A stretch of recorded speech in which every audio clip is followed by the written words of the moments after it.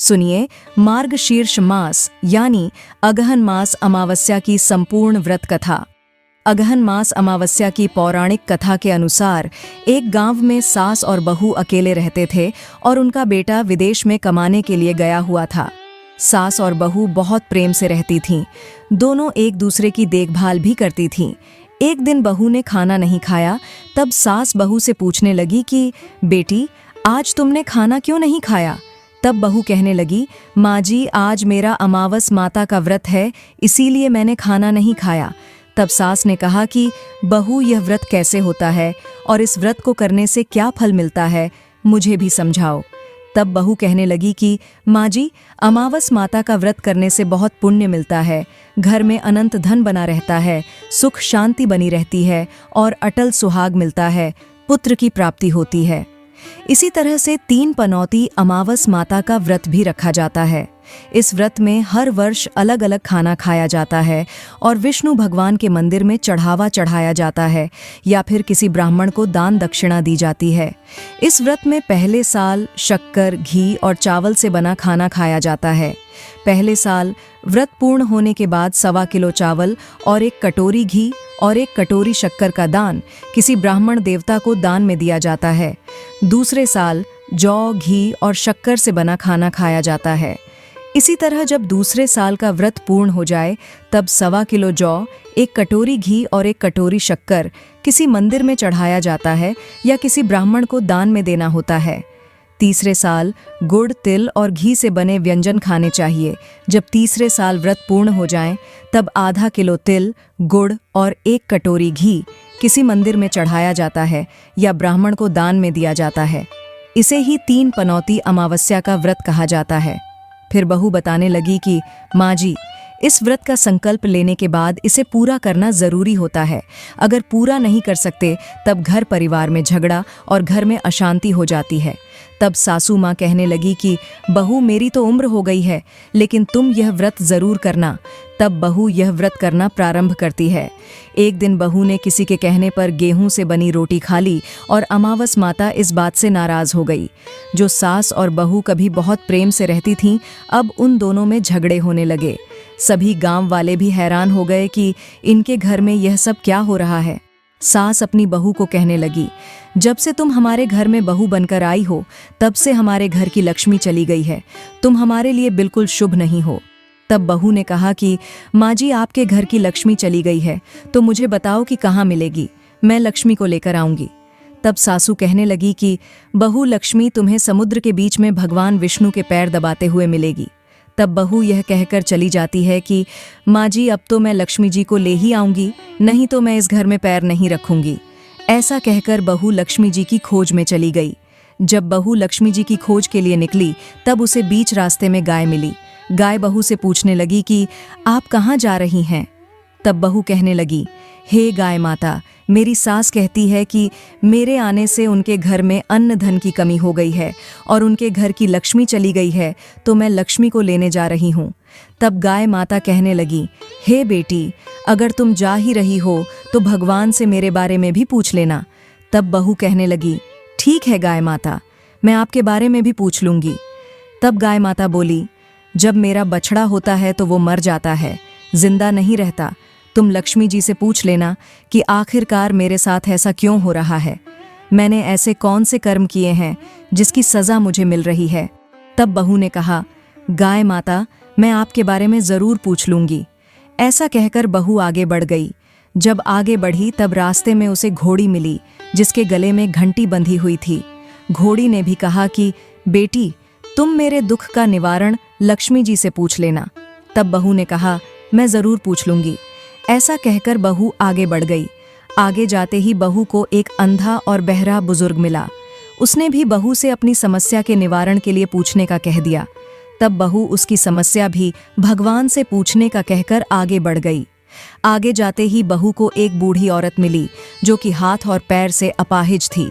उसने भी बहू से कहा कि बेटी, जब तुम भगवान से मिलो तो उनसे पूछना कि आखिरकार मैं अपाहिज क्यों हुई, मैंने ऐसे कौन से कर्म किए थे। तब बहू उसकी समस्या पूछने के लिए तैयार हो गई और फिर आगे बढ़ गई। आगे जाते जाते बहू बहुत थक गई और एक आम के पेड़ के नीचे बैठ गई। आम का पेड़ बड़ा खुश होकर बहू से पूछने लगा कि बेटी, तुम कहाँ से आई हो और कहाँ जा रही हो? तब बहू ने कहा, वह लक्ष्मी जी को लेने जा रही है। तब पेड़ भी अपनी समस्या भगवान से पूछने के लिए कहने लगा कि मेरे पेड़ पर लगे हुए आम खट्टे ही क्यों होते हैं? इस बारे में बहू रानी भगवान से जरूर पूछ लेना। तब बहू पेड़ की समस्या लेकर आगे बढ़ गई। थोड़ी दूर जाने पर बहू को एक तलाई मिली। वह भी बहू से कहने लगी कि बहू, तुम भगवान से पूछना कि मेरी तलाई का पानी इतना मैला क्यों है? कोई भी यहाँ आकर पानी नहीं पीता। तब बहू कहने लगी, जरूर पूछ लूंगी। ऐसा कहकर बहू आगे बढ़ गई। बहुत दिन से जंगल में चलते चलते वह थक गई थी।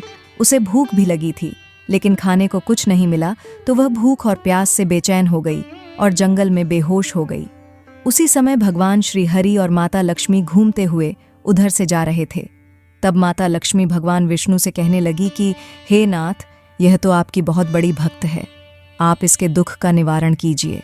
तब भगवान श्री हरि कहते हैं कि इस संसार में तो बहुत से जीव दुखी हैं, सभी अपने अपने कर्मों का फल भोग रहे हैं, मैं किस किस के दुख का निवारण करूं?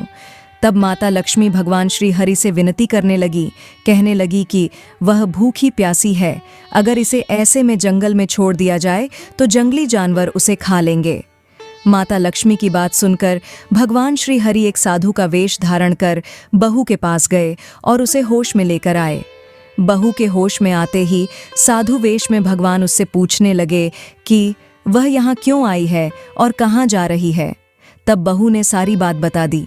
उसकी बात सुनकर भगवान श्री हरि और माता लक्ष्मी प्रकट हो गए और उनके साथ साथ अमावस माता भी प्रकट हुई। बहू यह सब देखकर उनके चरणों में गिरकर उन्हें प्रणाम करने लगी। तब अमावस माता बहू से कहने लगी कि बेटी, तूने मेरे व्रत को खंडित किया है, इसी की सजा तुझे मिली है, लेकिन अब मैं तुझे क्षमा करती हूँ। अब तुम घर को जाओ, तुम्हारा घर अन्न और धन से भर जाएगा, साथ ही तुम्हारा घर सुंदर महल में बदल जाएगा और तुम्हारी सभी मनोकामनाएं भी पूर्ण हो जाएंगी। यह सब होने के पश्चात बहू ने रास्ते में जो जो भी मिला था उन सभी के दुखों का निवारण करने के लिए विनती की। तब भगवान श्री हरि कहने लगे कि गाय ने कभी अपना दूध किसी और को नहीं पिलाया, इस कारण उसके बछड़े जिंदा नहीं रहते। तुम उसका दूध पी लेना, फिर उसके बाद उसके बछड़े जिंदा रहने लगेंगे। और घोड़ी पिछले जन्म में आटा पीसने वाली महिला थी, वह किसी को आटा पीस कर नहीं देती थी, इसीलिए उसके गले में चक्की के पाट बंधे हुए हैं। तुम उसके पाट खोल देना, वह बिल्कुल ठीक हो जाएगी। और वह बुजुर्ग कभी भगवान के मंदिर नहीं गया, न ही कभी उसने भगवान के भजन सुने। तुम उसे ले जाकर मंदिर में दर्शन करवा देना, इससे वह ठीक हो जाएगा। अपाहिज महिला ने कभी अपनी जवानी में दान पुण्य नहीं किया, उसकी यह सजा मिली है। तुम उससे कुछ भी दान करवा देना तो उसकी विकलांगता दूर हो जाएगी। और वह आम का पेड़, उसने तो कभी अपने पेड़ के आम किसी को खाने नहीं दिए, इसी कारण उसके सभी आम खट्टे होते हैं। अब तुम उस पेड़ का आम खा लेना, फिर उसके बाद से उस पेड़ पर मीठे आम आने लगेंगे। और तलाई का पानी पिछले जन्म में देवरानी जेठानी थी, वह हमेशा आपस में झगड़ा करती रहती थी, इसीलिए उसका पानी मैला है। तुम उसका पानी पी लेना तो वो तलाई शुद्ध हो जाएगी, फिर लोग वहां आकर पानी पीने लगेंगे। इस प्रकार बहू ने भगवान श्री हरि, माता लक्ष्मी और अमावस माता को प्रणाम किया, उन्हें धन्यवाद किया और अपने घर जाने के लिए तैयार हो गई। रास्ते में उसे जो जो भी मिला उनकी सभी समस्या भगवान के कहे अनुसार वह दूर करती चली गई। सभी ने उसे खूब आशीर्वाद दिया।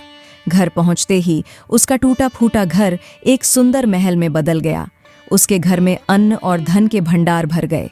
अब बहू ने सासू से कहा कि माँ जी, आपने तो सच कहा था कि मैं आपके लिए शुभ नहीं हूँ। मेरे जाने से ही आपके घर में लक्ष्मी आई है।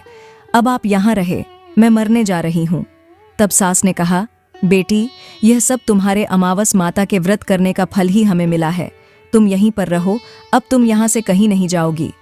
इस प्रकार सास और बहू खुशी खुशी रहने लगीं। और फिर एक दिन सास का बेटा भी विदेश से वापस लौट आया और घर में जब उसने खूब धन दौलत और धन के भंडार देखे, तब उसकी माँ ने सारी बात अपने बेटे को बता दी। इस प्रकार वह लोग खुशी खुशी रहने लगे और तीनों मिलकर अमावस माता का व्रत रखने लगे। हे अमावस माता, इस कथा को कहने, सुनने और हुंकारा भरने वाले सभी भक्तों के घर में धन धान्य के भंडार भरना, सभी की रक्षा करना। बोले अमावस माता की जय। सभी भक्त कमेंट में अपने इष्ट भगवान का जयकारा अवश्य करें। इसी तरह के वीडियोस देखने के लिए हमारे चैनल को सब्सक्राइब करें और हो सके तो वीडियो को लाइक और शेयर करें।